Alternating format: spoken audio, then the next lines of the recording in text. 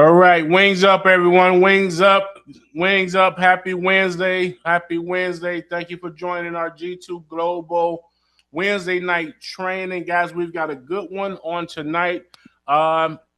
Listen, I've been hearing a lot of questions regarding the EPOP and the wellness programs. We wanted to make sure that on tonight we gave some clarity as to the legitimacy of the wellness programs that you might see circulating right now in the industry. We want to make sure that as a team, as a company, that you all are clear as to what you can say, the things you can and cannot say from a compliance standpoint. So we've got our Chief Operational Officer, Gerald White, on the call today, who's going to give us a detailed explanation as to how this wellness program and these FICA tax credits work, and whether it's compliant or whether it's a scam. Okay, so guys, Gerald, go ahead and take it away, man. Give us some great information.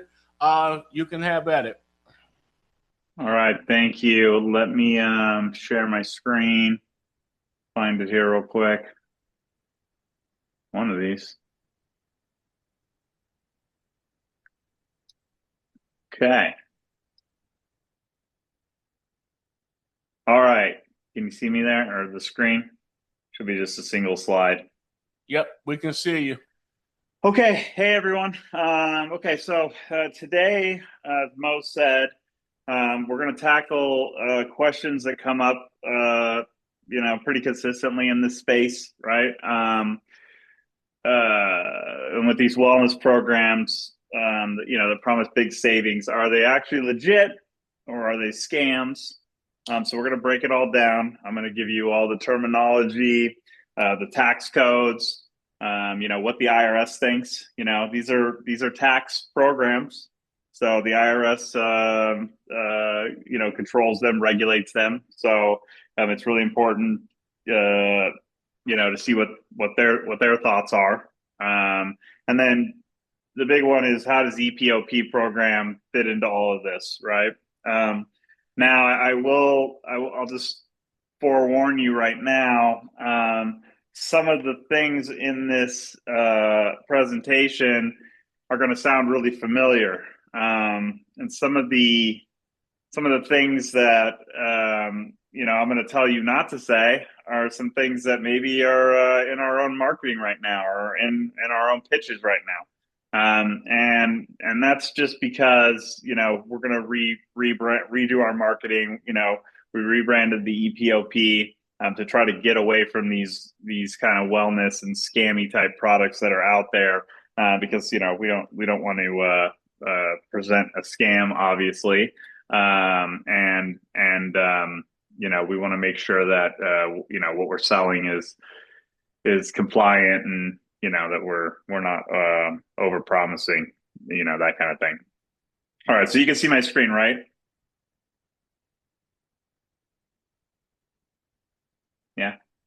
Yeah, we can see your screen. You're good. Okay, so here's the roadmap. I'm going to try to make this quick and painless and not boring. It's my goal. You start kind of getting into the weeds about compliance and taxes and things like that. You can, just doing research on it, I could bore myself and fall asleep. So we're gonna try to get through it quick, and give you kind of a full roadmap, and then at the end we'll do any questions. So number one, we're going to go over definitions, right? I want to make sure everyone here, we're all speaking the same language. There's going to be things in here that are going to you're going to see come up, time and time again. Different terminology, and I just want to make sure up front, everyone knows, what we're talking about. For number two is FICA, right? This is the payroll tax at the center of all of this. So what is FICA? And how does that fit into here? You may, if you have a W-2 job, you see FICA come out of your own paychecks, and you may be wondering, what that is, or why you have to pay that, and that's kind of part of this. For number 3, we're going to decode all the acronyms, right? Alphabet soup. There's a lot of different acronyms and terminology, and most of them are kind of all the same or similar. But what are they? What are these acronyms? What do they mean? And then the Scam Playbook, right? Bad actors ruin it for everyone. So, and what are the bad actors doing? What's out there right now? What are we seeing? Because we don't want your clients, your customers, to Google and maybe associate what we're offering with the EPOP to something that maybe it is a bad actor or someone that scams someone, that kind of thing. So we want to kind of see what they're doing, and then again, what's the IRS saying? All right, what's their guidance? Right, what rulings matter, and how does that fit into everything? And then finally, our program, the EPOP. So, taking everything together, the definitions and FICA and what the other people are doing, what the IRS is saying, we'll be able to tie everything in together and show how our program's different. So that's kind of what we're here to do today. So let me move to our next slide. Okay, so before we dive in, we'll talk about key definitions, right? Key terms. All right. The first one is Internal Revenue Code, right? This is the Internal Revenue Code. This is the tax code itself, right? So this is the federal law. It governs how all the benefits are taxed. This comes from the IRS. So that's what Internal Revenue Code is. ERISA.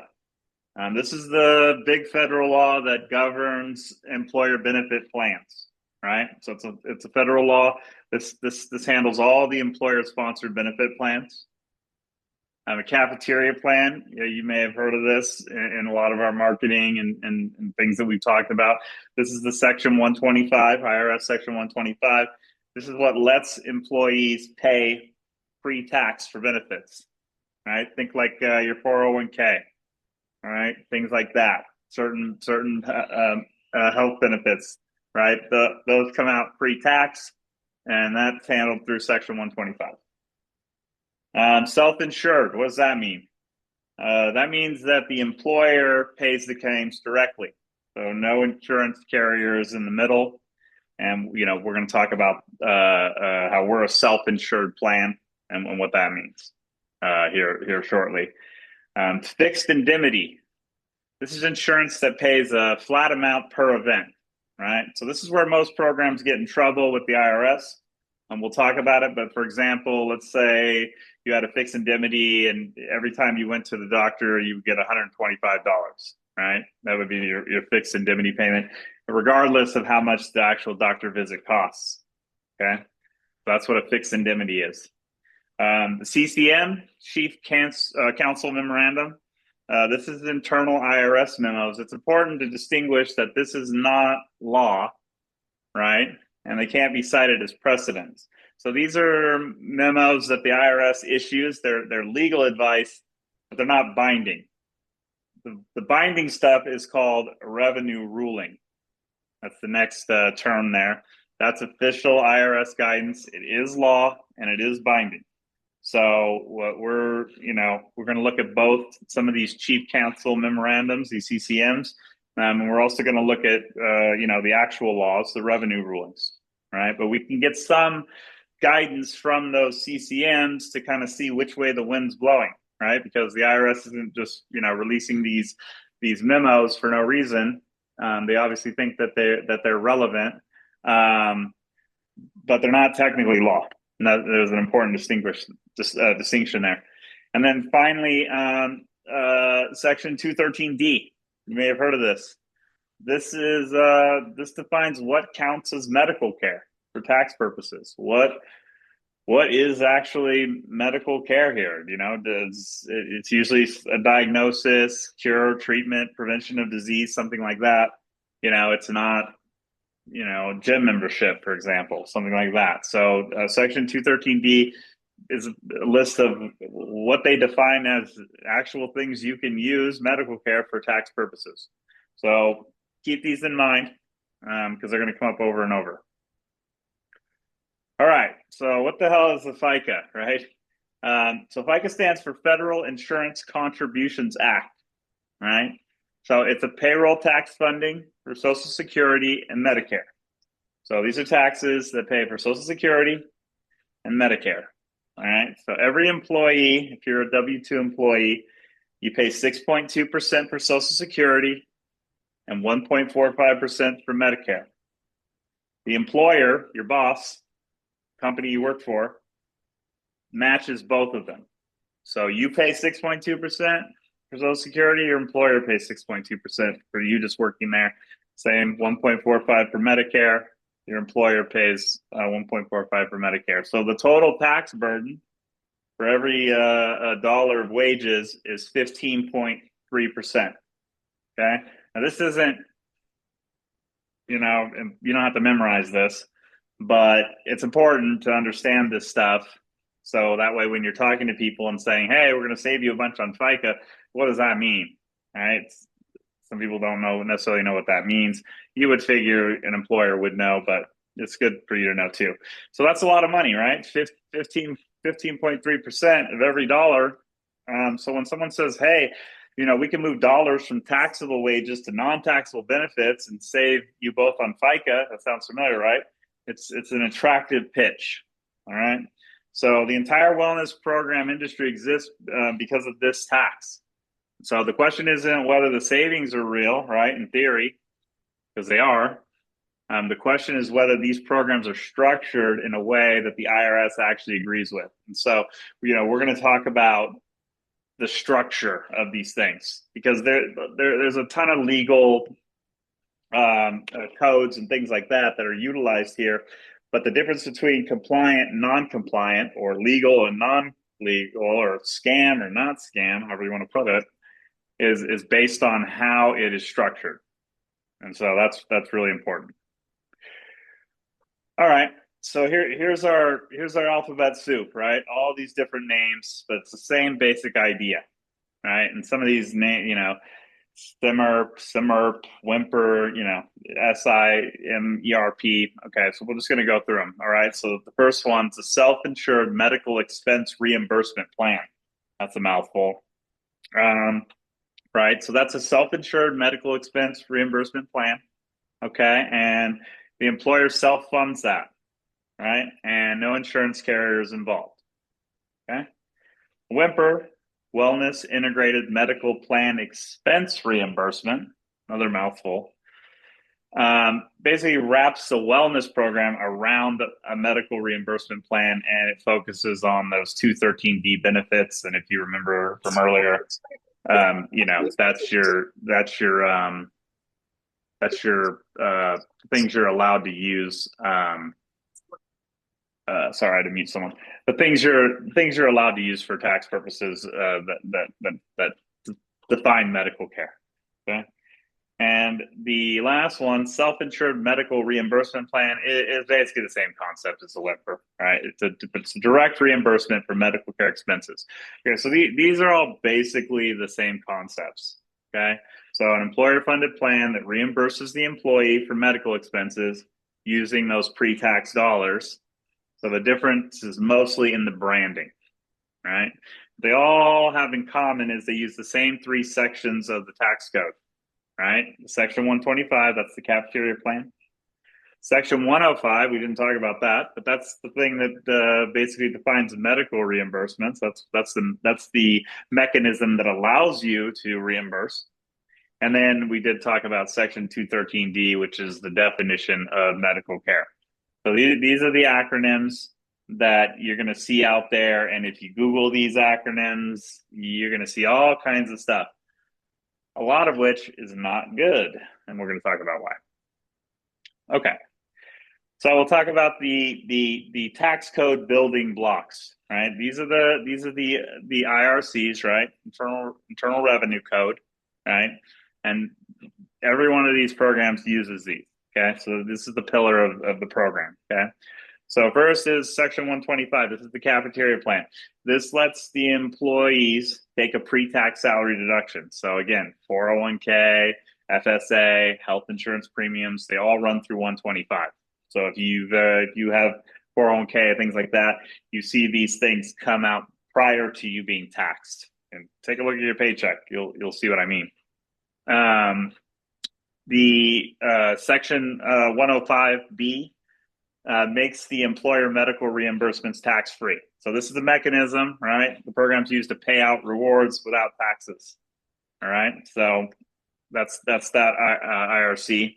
And then again, I feel like we're kind of beating a dead horse here, but nonetheless, this is important. It's 213D. This is the gatekeeper. This defines what actually qualifies as medical care. You can Google 213D and get a nice list of every single thing that is covered under 213D. If it's not on there, it's not covered. So you can't pay your late fees at Blockbuster. That doesn't count. And you're going to hear all kinds of things from all kinds of companies that say, "Oh yeah, you can use this for gym membership, or pay your babysitter, or whatever crazy stuff." That's not legal. But these codes, these sections, they're 100% real and legitimate. So the question is never about whether they exist. Again, it's about how we use the programs, and that's kind of where things get a little shady. Okay, so let's talk about how it's supposed to work. All right, how these things are supposed to be set up. All right, so this is the legitimate flow. It's in 4 steps, pretty easy. So first, an employee enrolls, and they make pre-tax contributions through the cafeteria plan. Okay, then they participate in a real wellness activities, or they use medical services. Okay, and the key emphasis is on real wellness activities and medical services. That's going to be a big part of what makes this legal and what makes it not legal, as you'll see. And then they receive tax-free reimbursements for genuine medical expenses. Again, key emphasis on the word genuine. I think you kind of see where I'm going with this. And then that lowers the taxable wages. So it's a FICA tax savings for everyone, for you as the employee and for the employer. Okay. So but the key principle is down there in the box, right? The reimbursement must be tied to real medical care under Section 213D. So if there's no actual medical expense, if the employee just watches a video or gets some cash, then the whole thing falls apart. That then is considered income, which then could be taxed later, right? So the whole point of this is we're trying to work within the IRS guidelines, so that way you get a benefit, medical benefit, right? And you save some money, right? And we use some of those savings to pay for some of the program, and it's a great benefit for everyone. But this is the line between it being a legitimate and a scam. Okay. So here we go. Some of these things are going to sound real familiar to a lot of people here. And so I'm going to go through these too good to be true pitches.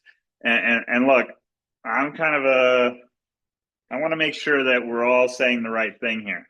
We all do. The whole company. We want to make sure that we're using the right terminology. We're not over-promising, and we're not saying things that aren't true. And so some of this stuff is kind of marketing, salesy stuff. And I'm going to tell you things not to say, and then on the next slide, I'm going to tell you, what we should be saying. Okay. So no change to the paycheck. That's a red flag. Okay. Guaranteed FICA savings. We're guaranteeing it. Another red flag. Okay. 0 cost. Red flag. Tax savings pay for everything. Right. It pays for the whole program. Just watch a video, right? All you got to do is watch a video each month and you get some money. And win-win. The IRS is cool with it. Don't worry. But the IRS is definitely not fine with this, guys. So I'm going to tell you, these phrases, these are the exact phrases that the IRS warns about. So it's really important. We're reworking our marketing right now. All right. AFLEC, DOL, multiple IRS memorandas have specifically flagged these exact phrases as hallmarks of fraudulent schemes. And here's the thing: not necessarily, we're not saved $500 to $900 per employee in FICA taxes. That's true. That is true. We're not lying, but you don't want to associate yourself with other companies that are saying the same type of stuff with their scam products, because what's going to happen is your customers are going to Google, because they're smart, right? And we have all this information at our fingertips. You might have done your own due diligence because you're smart. And we don't want to look at something, you know, next to each other and say, oh, well, ours is different. And it is, and you'll see why here shortly. But if they're seeing the same exact thing that we put on flyers, the same exact pitch, oh, no net cost, this and that, they're going to associate you, G2 or EPOP, and this program with these scam places. And unfortunately, you know, people prior to us ever getting involved in this have, you know, made it really tough because they've made a lot of promises and things like that. So when you hear these things, when you hear these kind of things, you know, it should give pause, and it definitely will give your customers pause. So let's see what we can say, alternative things that we can say, right? All right. So we do make similar claims to other programs, and technically they're true for us.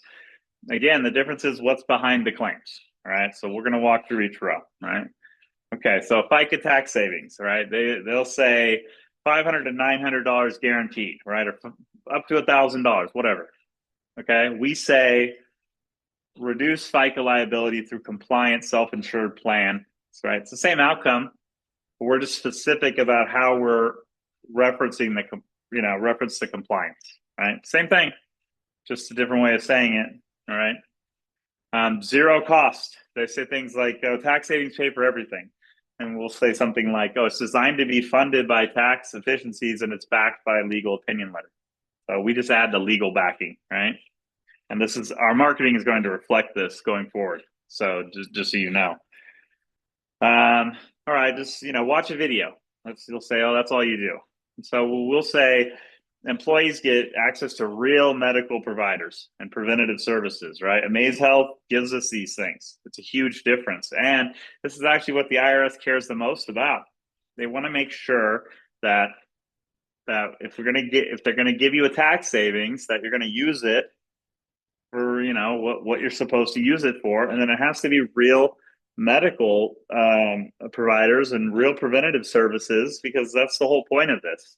You know, they're essentially rewarding you for, you know, taking care of your health and giving you that. But you just got to make sure that we're using it. It's not going to be just like, oh, you know, watch a video about diabetes and now you get free money. That's not how that works. All right. No change to the pay. Okay. So they promise no change, and we'll say that employees may see tax savings while gaining medical benefits they didn't have. All right. So we're just honest about the value exchange.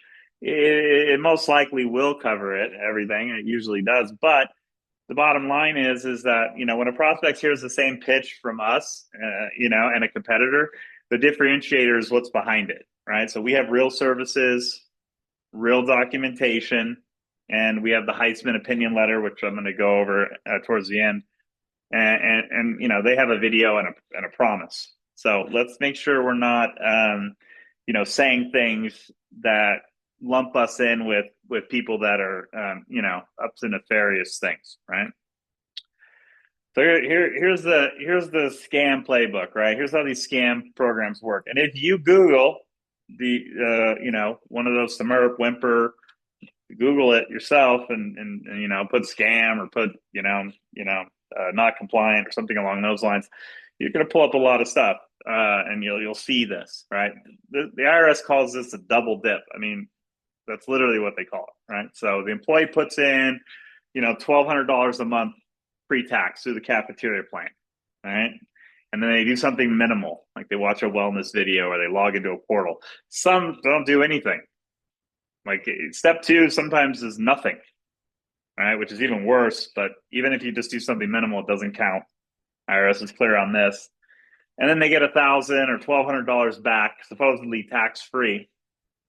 So their paycheck barely changes, but the $1,200 a month is moved from taxable to non-taxable. That's a problem. Okay. And then later, what are the consequences of this problem? The consequences are really bad. The consequences are if the company gets audited, it determines that a program is non-compliant, that the company would owe all that back taxes, and you, the employee, would as well. So you could imagine if your employer came to you because one of these shady companies said, "Oh, here, look, you can get this and that and this and that and this," and they didn't do any research and they bought into it. Now your employer comes to you and says, "Hey, we got this thing," and you're like, "Wow, this is great."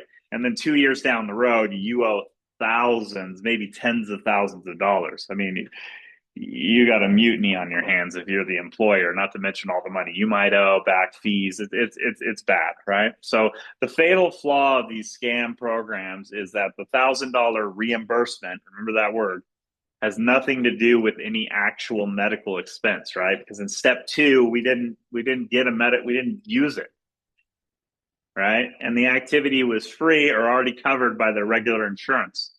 So the IRS says that's just disguised wages, right? That's income, which income is taxed.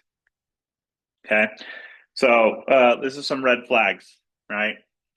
In any wellness program. So the reimbursement, is the reimbursement connected to a real medical cost, or do you get cash no matter what? Some of these companies, I've heard them say, "Oh yeah, this, it's a program that the IRS made or that went through Obamacare, and nobody knows about it, and it's just free money." Yeah, it's just free money to be healthy. All kinds of things like this. Number 2, does the employee get money regardless of medical expenses? Right. That's not good. All right. Is a fixed indemnity insurance policy the mechanism? This is the number one IRS target. If you remember earlier when we talked about the definitions of fixed indemnity, that was basically you would get some money for doing something, right? Like you would get $125 to go to the doctor. Fixed indemnity is a real thing, but if the doctor's visit is $25 and you get $125, that $100 is taxable. That's legal. That's what a fixed indemnity is. But using it as part of this, wellness, quote unquote, SIMERP plan, makes it not legal because now it becomes, they're saying it's not taxable, and it is. Okay. So does the promoter want an NDA? Legit programs don't hide their structure, right? Legit programs are not doing these kind of Zooms, right? We're going to record this, going to go out, and I'm going to tell you everything, good, bad, ugly, including the good, bad, and ugly of our own program. So right? We're going to be transparent about everything because ultimately, one, that's the morally right thing to do. But outside of that, too, from a business standpoint, people are smart. The people you do business with are smart. The employers that you do business with, they're smart. They can Google, and they will. They can get on AI now and ask AI. Everyone's connected. This isn't the 80s, right? So everyone's, you got a computer in your pocket that you can access all the information in the world, including this. So they're going to find out anyway. So let's make sure that we're saying the right thing, because otherwise we're not going to get the deal anyway. So we might as well do the right thing the first time. Okay. So is the promoter's fee carved out of the FICA savings? I mean, even our program is that way. So that is something we do too. That's how we get our fee. That's how you get paid. Okay. But what we're looking for is a conjunction of all these things, not just one, 4 or 5 of these things, red flag central. Okay. And does the employee take home pay stay essentially the same? Okay, so 3 or more of these, 4 or more of these, is a kind of walk away, because the IRS is real crystal clear about this, especially this fixed indemnity piece of it. And you're going to see that ours is not a fixed indemnity. Okay, so let's talk about what the IRS actually says. Okay, so if you remember on the left side, these are the CCMs, right? These are the Chief Counsel Memorandas. These are not laws, right? That's what the right side is. Okay, so this is what critics cite, but notice they contradict each other, right? So, for example, The first one, or 2017 03013 says no fixed indemnity plan of this type can exist. But then 2017 19025 says issued after that confirms it works within the revenue ruling. So they contradict each other. These are basically memos that the IRS has put out, but they haven't really set them into law, right? And so some of these, like the first one, they target the double dip. So you can't pay pre-tax and get reimbursed. Okay, and then they say hybrid indemnities, wellness combos are fully taxable. Right? Those kind of comply with each other. But then they say that it does work. The fixed indemnity does work under the REV ruling, right? And then they say the wellness indemnity payments equal taxable wages if no unreimbursed medical expenses. So these are kind of all over the place, right? So CCMs are not law, okay? Right? They're internal memos. Like I said earlier, you can kind of get where the IRS is coming. They're saying, hey, something's up with this. This isn't right. Now, the revenue ruling, 69154, that's official binding guidance, okay? It establishes the excess benefit rule. So only rewards exceeding unreimbursed medical expenses are taxable. That's what that says. The next slide will explain that. Okay, so the distinction central to our opinion letter backing our EPOP program, and the opinion letter addresses each of these CCMs individually and shows why the revenue rule controls it. Okay, so that was weird, but we're going to keep going. Okay. All right. So what I was saying is that the CCMs are not law. Okay, they're internal memos, and we're looking at the revenue ruling as our guidance. Okay, so let's talk about what the revenue ruling is. Okay, this is the rule that matters. All right, so I'm going to just give you a simple example. Okay, so an employee receives $6,000 in reward payments over the year, right, for using the medical expenses, and at the end of the year, their unreimbursed medical expenses, co-pays, prescriptions, dental, eyeglass, all that kind of stuff, total $4,500. So under the ruling, right, which is the ruling 69154, is the excess benefits rule. $4,500 was covered by actual medical expenses, so that's tax-free. But the $1,500 excess above the expenses is taxable income because they got $6,000 for the whole year, but they only used $4,500 of it on medical expenses.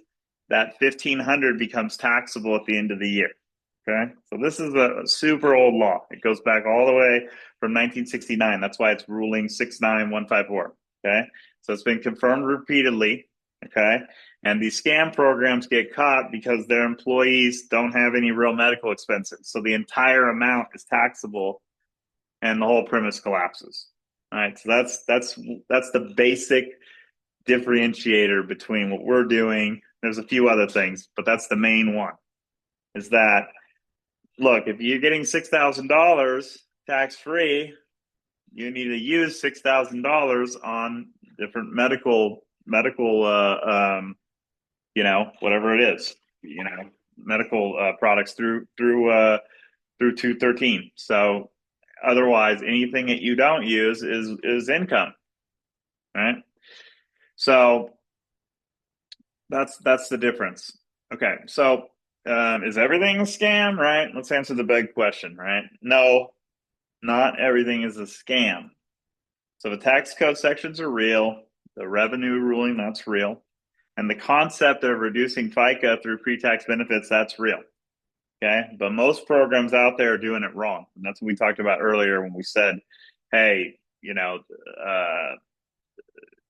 it's about how you structure it. Okay, so on the left, what gets flagged? Cash disguised as reimbursements, no real medical services, fixed indemnity insurance as a middleman. Okay, that's what gets you caught up. On the right, green, what can work is real medical care, self-insured structure. Remember, we talked about self-insured. That means the employer is covering the medical expenses, not a fixed indemnity. Okay, we got the proper plan documentation, and then we got the year-end comparison to the actual expenses. So at the end of the year, we do a true up and we look and say, okay, here's how much you got. Here's what you spent. You didn't use it all, so some of it taxed. Okay, that's what separates legitimate from a scam, right? And a scam is kind of a strong word. I say scam because a lot of these companies that are promoting these things are scamming people. They're lying to them. They're saying things that aren't true. And we want to stay away from that. Okay, so that's why our POP program that's what it's designed around, right? So let's talk about us, right? Let's talk about our program. Okay, Employer Payroll Optimization Program, EPOP. All right. So this is G2 Global Network's offering. Okay, so it's built on top of a self-insured concierge managed medical plan. Huge work. Another big acronym. SICMMP, right? So we call it EPOP, it's branding, but that's what it's built on top, right? So it's a structure that's been reviewed and by Heisman Law, Darcy Heisman. She's an attorney. She's a 35-year employer benefits law specialist since the year 2000. She's a super lawyer since 2000, and she's a co-author of nationally recognized ERISA compliance book, right? So she issued a comprehensive legal opinion letter analyzing every aspect against the law, and that opinion letter, which we reviewed at the start of the research, is what that's what gives us the confidence in this structure. It's not just like some random attorney, right? This is a recognized authority in this exact area of law. So that's important. Okay. So here's what's under the hood of EPOP, right? So these are the same ones that are described in the Heitzman's opinion letter, which I'll go over shortly. Okay, so the self-insured concierge managed medical plan is the core, right? So a Section 105 plan, it provides reward payments, not reimbursements, big difference, and access to real medical providers and services through Amaze Health. So you're getting real providers, real services, not a bunch of smoke and mirrors, okay?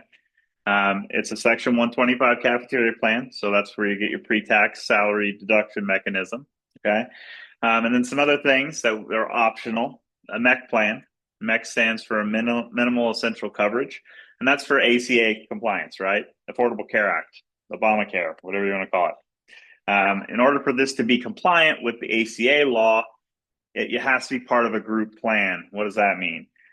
That means you can't just do it for yourself. You can't just, you're an owner of a business. You don't have insurance. You can't just do it for you, or you have to have a group plan for the whole company. So if you don't have a group plan, we can give you the minimal essential coverage plan, the MEC plan, and that way it's ACA compliant, and we use some of the money from the taxes to cover that. So which is nice, because if you don't have insurance or your company doesn't have insurance, this will help start that as well. And then we have an optional FSA, right? That's a flexible spending account for additional medical expenses. These are optional. The MEC might be necessary if they don't have group coverage. The FSA is totally optional. Okay. So the opinion letter covers all four components and how they interact with ERISA, the ACA, COBRA. You've heard of these things. Section 105, which covers non-discrimination. I won't get too much into that, but non-discrimination is actually not kind of different than what it sounds. Non-discrimination talks about highly compensated individuals. It actually involves how much they make. And the 105 says that you can't just favor highly compensated people. You can't just go in and say, okay, these executives, they're going to get it because they make a lot of money and they're going to get a lot of savings, but these, low-level employees, they don't get it. You can't discriminate in that way. Okay. So that's what that means. But we don't have to get too much into the weeds. So what makes EPOP different? All right. So this is what differentiates the programs, the IRS flags. Okay. So number one, it is self-insured. It's not fixed indemnity. So there's no fixed indemnity insurance policy. This is the exact mechanism the IRS targets. Okay. So our EPOP is real medical services provider programs, care, not cash for watching videos. Right. This is real stuff.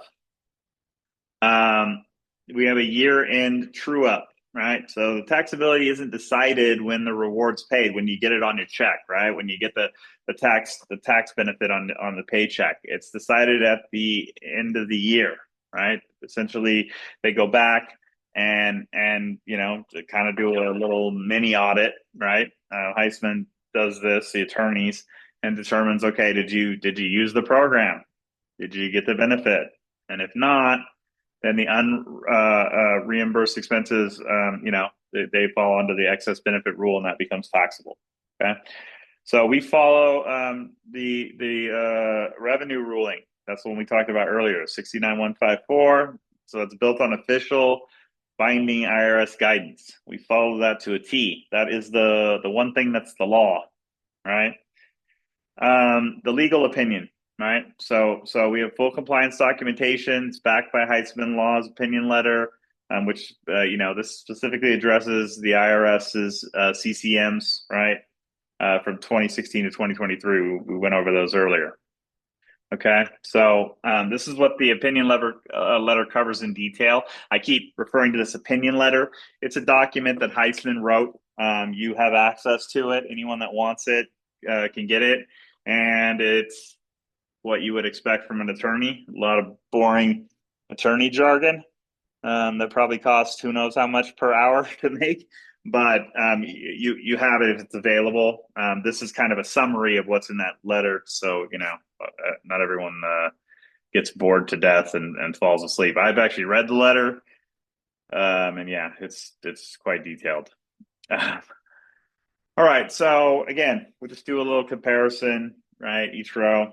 Okay, so some of the features and how we're different, right? Side by side comparisons. You know, funding. You know, they use the fixed indemnity insurance. We're self-insured, so no carrier. All right. The wellness activity. They might want you to watch a video or do nothing, and we provide real medical services. This is important, and believe me, the employees and the employer, they want real medical services. So you know, that's, you're never going to get a complaint about that, but it's expensive. So a lot of these fly by night places, they don't want to pay for it. They're not set up to do that. So, you know, they're just telling you, oh, you don't need that. Here, well, click on this video and that'll cover it. Right. The reward versus expenses, right? They pay the cash reimbursement regardless. And then we do a year end true up. The goal is for them to use it. So, you know, we're definitely not trying to, you know, have them owe money at the end of the year. But if they don't use it, then it's income. You know, this is what the IRS says. The IRS risk. I mean, they're directly targeted by those CCMs, and our structure avoids those triggers. Right? We looked at those CCMs. Heisman looked at the law. You know, the 69154 ruling, and this program is designed specifically to you know, to address those, right? So the tax basis, you know, they claim 105B and IRS disagrees, right? So we follow the rule, right? Like we said, legal opinion. You know, theirs are from unknown firms, ours from Heisman Law. You know, she has 35 years in ERISA, so you know, it's not just some fly-by-night attorney that doesn't, you know anything. And this is something we didn't talk about, but you know, you get legal protection here, right? Most are offering nothing. EPOP includes $500,000 in audit insurance for the employer and $10,000 in audit insurance per participant, right? So, you know, the last point's notable, right? It shows confidence in the structure, right? So, you know, we're not just saying, oh, hey, trust us. There's actual insurance here too. You know, we back it up. We pay for that insurance, just for confidence, right? Hey, if something happens, you're covered too, right? Because like I said, you know, a year or two go by, there's an audit or something with these other programs, and now you owe all this money. Well, if something like that were to happen, you know, you would be covered. It's just for peace of mind. Okay. So we're going to keep it real, right? All right. So even the best structured programs, right? There's things you should know. Okay. So this is just being transparent with everyone. Okay. The opinion letter, it's strong. It's legal analysis. It's from a record expert, but it's still an opinion. right? It's not a private letter ruling from the IRS. No wellness program has one of those. We don't have that. The IRS hasn't written a thing saying, hey, you can do this on these wellness programs, including ours. Right? The IRS, they're actively studying these arrangements and plans to issue more guidance. So things could change, right? They could pull the rug out from us or something could change, right? I'm not the IRS. I don't control what they do. And, things change. So, we think that we're strong and we're addressing these things and being proactive about them, but, it's the IRS, right? So the opinion letter itself explicitly states that the employer should get their own legal counsel and that one size doesn't fit all. Okay, so everyone's different, and believe me, when you're dealing with some of these larger companies like we are, their attorneys are very involved, and so they can meet with Heisman, attorney to attorney, and we're seeing great things there. We're seeing companies that had said no to the SIMERP because the attorneys were smart and they looked. They're seeing this and saying, okay, this is something we could do. So this puts you in another, it's a benefit, right? This puts you in another class. You're not selling the same thing. Okay. The $500,000 in legal protection, I mean, it tells you, we're in contested territory, but we're not hiding from that, right? So, we're transparent about it, right? So the question isn't, is there zero risk? It's whether the structure has done the work to minimize the risk compared to what else is out there, and we've done the work. But these are the caveats, right? Like I said, I would be transparent with everyone here. So this is it. This is the part. It's not bad, but it is something to know. Okay. So we'll talk about the opinion letter a little bit. This is what ties everything together. So the opinion letter is the backbone of the EPOP legal's position. Okay. Like I said, Darcy, she's 35-year practicing employee benefits law exclusively, right? She co-authored a nationally recognized ERISA compliance book, right? So again, it's not some random attorney. It's a recognized authority, okay? So what it covers, it covers the walk through the checklist. It's comprehensive, ERISA. It's non-discrimination, cafeteria plan, ACA compliant, right? COBRA, tax treatment, and specific responses to every IRS CCM from 2016 to 2023. This is all in the opinion letter, okay? And so the conclusion is, right, that the program complies. The opinion letter specifically notes the CCMs, they lack precedential value, they contradict each other, and that the revenue ruling is the actual law. That's what's binding, and we follow that, okay? And the attached exhibits go into the CCM, and the CCM showing how they're inconsistent with official guidance. Okay, so that's what makes EPOP different from the programs getting flagged. Okay, it's built with the legal analysis from the ground up. Okay, and that's really important, as you could see. So these are the key takeaways. What you should remember: 5 things. So not everything is a scam, but many programs are doing it wrong, and the IRS is paying attention to those programs. Number 2, the tax code sections are legitimate, right? So the devil's in the implementation, like we talked about. It's how it's implemented, not necessarily the codes themselves. Those are legitimate codes, and they exist for a reason. So it's how you use them. All right. So number 3, the fixed indemnity and minimal wellness plus cash back equals IRS target, right? There's a little formula for you, right? And so if you're seeing that, you're hearing fixed indemnity, you're asking, hey, well, what kind of medical benefits are they getting? What are they using? And it's just, watch a video or click a button, or whatever. And then, it's just, you're getting cash. You can use it for whatever you want. Walk away. That's bad. That's not legal. And it could unravel and cost you, your employer, employees a lot of money. So we want to make sure that we're not doing that. Okay.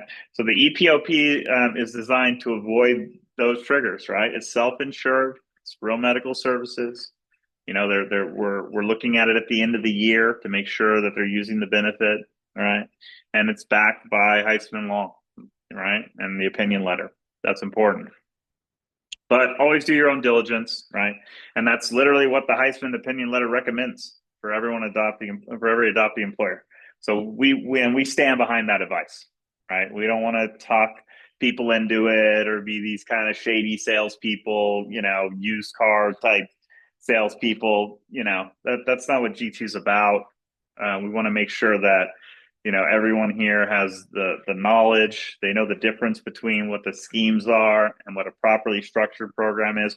Our program has a lot of the same features, call them features, right, as some of these programs, and I think that those programs started with good intentions, but they're not legal, and we got to make sure that we're differentiating ourselves between what's out there and not, so you're not putting yourself in the same category as someone that's running a scam or something like that.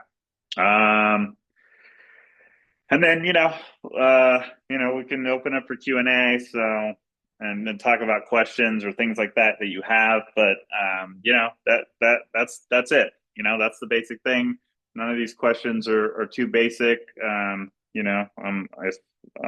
definitely happy to answer any questions you have about this or go over anything that we talked about, or that I talked about rather. So, but that's the end of my presentation.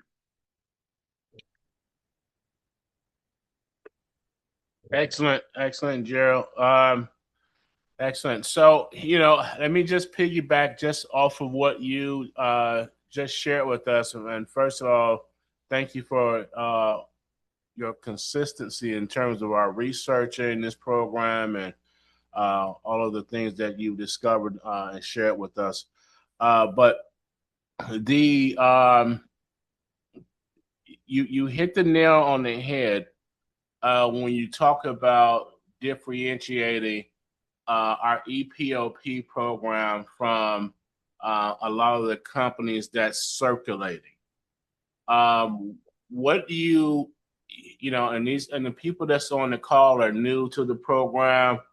If they ever get questioned by someone and say, "Hey, I heard that program was a scam," what's the best way, in your opinion, for them to debunk that in a short, and in a short and concise manner? Yeah, that's good, because obviously this is a long-winded, to some degree, presentation, right? I mean, you can't just break out my slideshow or say, "Wait, watch this 45-minute video." The best way, first of all, is to get ahead of it, right? And Mo and I, we talked about this. The best way is to confront it yourself up front before they even say that, because they're going to do the research anyway. So when you're doing your presentation, the best way is to say, "Hey, there's some other programs that are out there, and you can Google them. They're called things like the SIMERP and the WIMPER, and those programs are not compliant. Our program's different." The main meat and potatoes of why our program's different, and the easiest way to say it is, we're giving you real benefits that the employers have to use in order for it to be legal. A lot of these programs that are out there just telling you can use it for anything, it's free cash, and the IRS is really clear on that. Those are not legal. Ours is different. If you get someone where they have an attorney, the attorney wants to talk, we can connect them with Heisman Law. So we have no problem doing that, kind of attorney to attorney. And if they have further questions, we can definitely send them the opinion letter. We could send them these slides, and this is going to be we're going to have a single slide, and we probably should put out a piece of marketing that has some bullet points on it, just specifically about this. But I always say the best thing is to be proactive, not reactive. So just bring it out. It can be used as a benefit. What we're offering is compliant, it's legal, it's awesome, and what they're offering is not. So why wouldn't we say that? It benefits us, right? Yeah. That's what I would do. So just straight up, we're giving you real medical benefits, and as long as they use them and they get an app and they get all these things, and that'll be as part of the pitch when Eric or we do the demonstration. They'll see the app and stuff. As long as they're using the benefit, then everything's kosher, and we make sure that they're doing that. So that's the big difference between what they're doing and what we're doing. Of course, there are other things you saw them, but you don't want to get into whole like, oh, this is what fixed indemnity means, and this is what you want to just make sure that you keep it simple. And I would just say straight out, hey, look, you can Google, do some research. You're going to see some other programs out there. They're not compliant. Those aren't legal. We have an attorney and that's been doing this for 35 years. Our program's different. And, why don't we get on this 10, 15-minute Zoom and we could show you how it's different and how it could benefit you. That's where I would do it. So. Good, good. And you guys can always share the videos that we post in our, YouTube channel. If you have not subscribed to our YouTube channel, please make sure that you do so on the G2 Global Network on our YouTube. And if you're not on our Facebook page, make sure that you follow us on Facebook under G2 Global Network.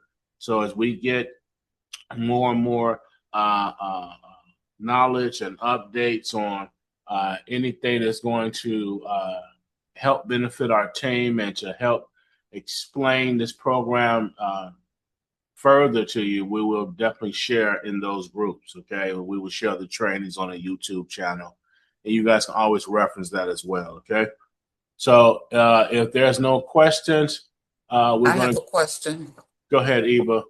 Okay, what type of flyer can we leave behind in the event the owner isn't available? Just something, besides a business card.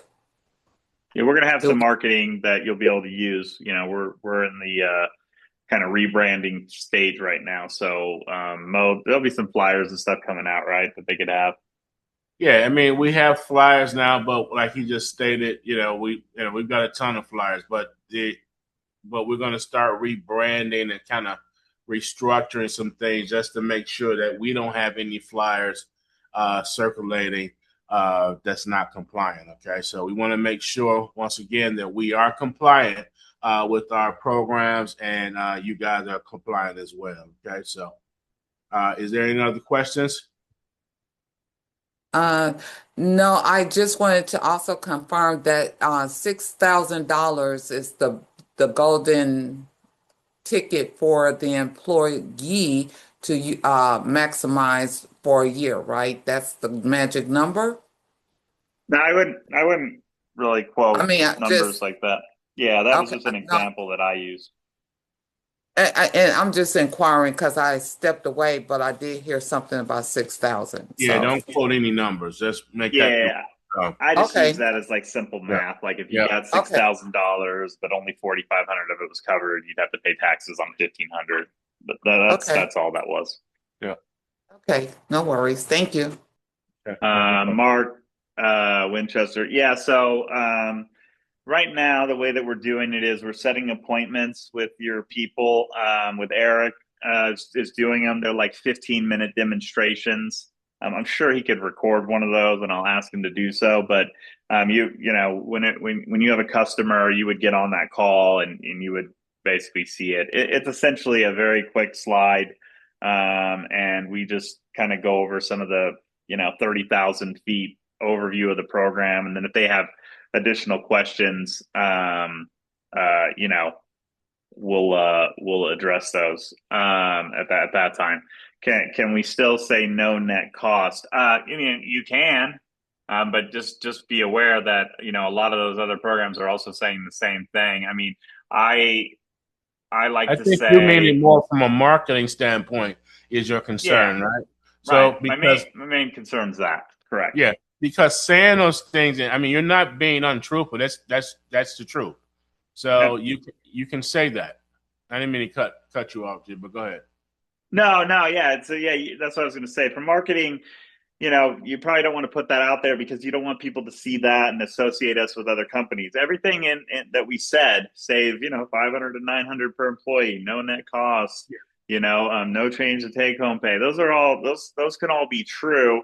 There's probably just better ways of saying it, right? Like if zero net cost, I might say like, hey, this program's designed, by tax efficiencies and it's backed by a legal opinion letter. So yeah, I mean, the end result is there's zero net cost. But let's let's do that in a way that doesn't, kind of one line on a piece of marketing, right? Because people are going to see that IRS, they put this right in their memorandums, these exact things. So, we want to make sure that, our marketing and things like that. But when you're talking to someone, you're talking to one of your clients, there's a little bit more nuance in a sales process than just, buzzwords, right? So you're going to say things like, hey, this program's designed to cover the costs of the program itself. I just said the same thing, but it sounds better than zero net cost, right? Yeah. You can say fully offset costs, Mm-hmm. Instead of no net cost. You can say, it's financially self-sustaining. Mm-hmm. You can say that it pays for itself. Yeah, all those mean the same exact thing, right? You're just trying to get out of these buzzwords that a lot of these places use. Now, I did want to say I had a meeting today, and Heisman's also going to provide us with a list of things that you definitely shouldn't say, and we'll have that soon. I'm hoping by next week, so we'll provide that as well on a future call. So Heisman, I guess they had done a demonstration with another group, and that group was saying all kinds of crazy stuff, and so they decided, hey, we need to kind of make sure. But I don't think there's anything necessarily that we say that is untrue. It's just, the goal is to, again, make sure that what we're saying to our customers is true, but also to make sure that, we differentiate ourselves, not just in the name of the program or how our program works, but also the true things that we're saying, are maybe worded in a different way. Absolutely. I have one more question. The form that is in our back office that you can forward to the employer, our receiver, once they complete that, do we still make an appointment on your calendar, or does that go to Eric and the gang? What's the flow? Okay. Yeah, so that's a great question, Eva. Yeah, Thank so you.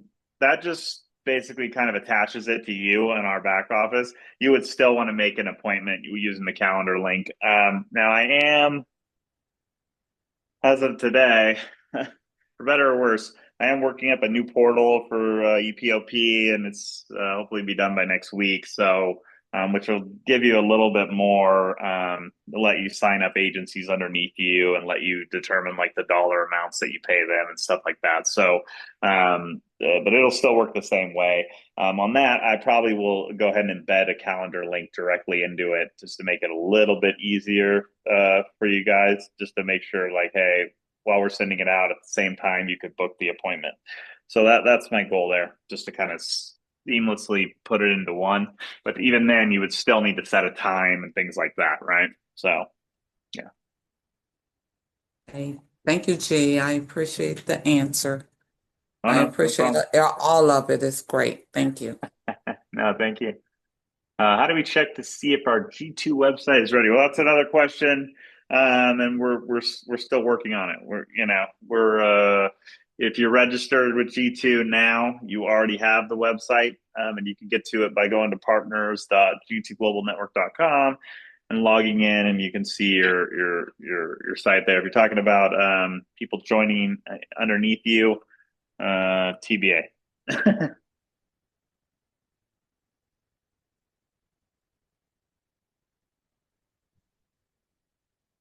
That's it, huh? That it? Okay. Well, thank you. I'm going to stop the recording now, but I appreciate everyone's attention, and we'll we're just going to work together and keep going forward. I'm excited. All right. Thank you, G. We appreciate the training. And we will see each and every one of you all on Monday for our momentum call, on Monday momentum call. Make sure that on Monday, guys, you all invite people out that you want to have part of your team, okay? It's important that you invite individuals out for that Monday call. This is your chance to build your team. And they're going to see the presentation just telling them more about G2 Global Network and the opportunity itself. So Invite out whom you would like to invite out, and we will see you Monday at 7 p.m. Eastern Standard Time. We'll see you guys at the top. Wings up, everyone.